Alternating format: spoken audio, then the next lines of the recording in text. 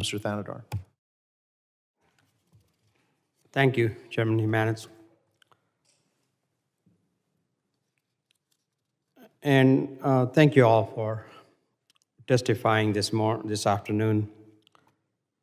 The threat that People's Republic of China possesses to the international maritime domain has evolved through the years. China's continued aggressive behavior and use of gray zone tactics towards Taiwan, the Philippines, and other countries in the region has led to periodic standoffs and clashes. Captain Sherman, what are some examples of model responses to the PRC's gray zone tactics in the Indo-Pacific? Ranking Member Thanedar, thank you for the question. The countries in the region have demonstrated different tactics in response to gray zone. The various tactics that they have demonstrated, in various ways, there has been some success. There is some lessons that we perhaps can take from our partners in the region. Let me just run through a couple examples as I think about it. I mentioned in my written testimony about Japan. I call Japan's tactics persistence. That is, they never cede anything. Japan's actions around the Senkaku Islands never cede to that the islands themselves are in dispute, which is what China's goal is. Japan's Coast Guard is always there. Vietnam uses a tactic called, I would call more brinksmanship. Back in 2014, the Chinese deployed an oil rig into disputed waters. Vietnam responded very aggressively and didn't fare well at sea, but this started causing problems in Vietnam.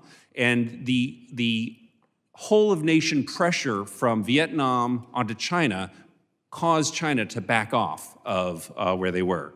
Philippines, we've seen their aggressive transparency. Malaysia, I call that partnership. Malaysia, back in 2020, the CTF-76 stood up, and they demonstrated, that was with Australia and the United States Navy, and they demonstrated a persistent presence in the area, and that was enough to push China back. Thank you. How might the United States strengthen communication and coordination with its allies and partners to counter the PRC's tactics more effectively? Thank you, sir. From a strategic perspective, our partners are looking to see if the U.S. is going to be there for them. So we need to demonstrate that we're going to be there now and in the future. The more confident they are in our support, the more willing they will be to push back on PRC coercive actions. So we build trust through exercises, education, and routine interaction. We can't just have this as a check in the box. We have to be there regularly. But a goal should be to develop shared awareness in the maritime domain. And the Secretary of Defense recently highlighted the Indo-Pacific Partnership for Maritime Domain, which enhances partnership and the ability for nations to police their own waters. So there is opportunities to build a common operational picture. Thank you. And another question for Captain Cooper. You testified about the potential benefits of a combined maritime force that could be created by the U.S. and its partners in the region. What impact do you believe such a force would have on the PRC's ability to continue to threaten Taiwan's sovereignty? Yeah, thank you for the question, Mr. Thanedar.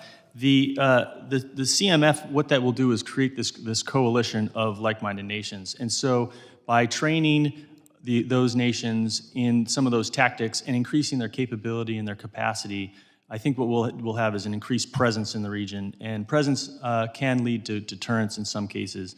And so by having a force that is consolidated under one organization, of which the U.S. has influence, I think would be very beneficial in pushing back against some of China's Thank you. tactics. And my last question, Captain Sherman, what are some of the actions the U.S. should consider taking immediately to counter the PRC's threat towards Taiwan? How about longer-term solutions that should be considered? Okay, real quickly, regarding Taiwan, I think there's some near-term and some long-term options. From a near-term perspective, I think delivery of already congressionally already approved munitions and equipment to Taiwan and making good on our promises would be an effective first step. The goal really should be for Xi Jinping to wake up every morning and say, today is not the day. The more powerful, the more that we can enhance Taiwan's capabilities, the more we can make that happen. We also should seek to expand Coast Guard cooperation. We have a good working relationship with the Taiwan Coast Guard, with a memo signed back in 2021. I think there's opportunities to expand that. Real quickly, from a longer-term perspective, I think we need to, echoing Secnav Del Toro, who called for revitalizing our maritime industry. I think there's an opportunity here for shipbuilding, coalition building, and maritime statecraft. I think he has it right. Thank you so much, and my time is up. I yield back.